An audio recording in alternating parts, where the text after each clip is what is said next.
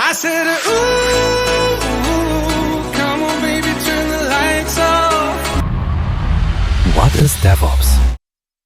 Think of DevOps as the system that connects people who build software with people who run software. Developers write code, add features and fix bugs. Operations teams make sure applications stay online, secure and fast for users. Before DevOps, these teams worked in parallel. Developers pushed changes.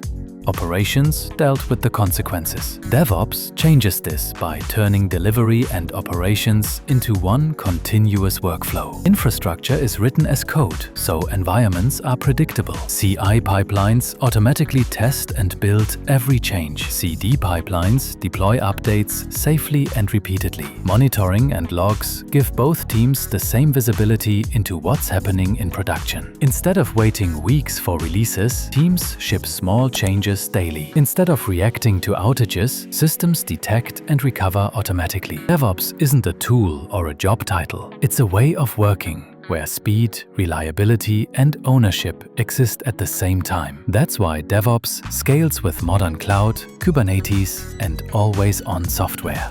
If you find this video helpful, kindly like and subscribe, and I will see you in next one.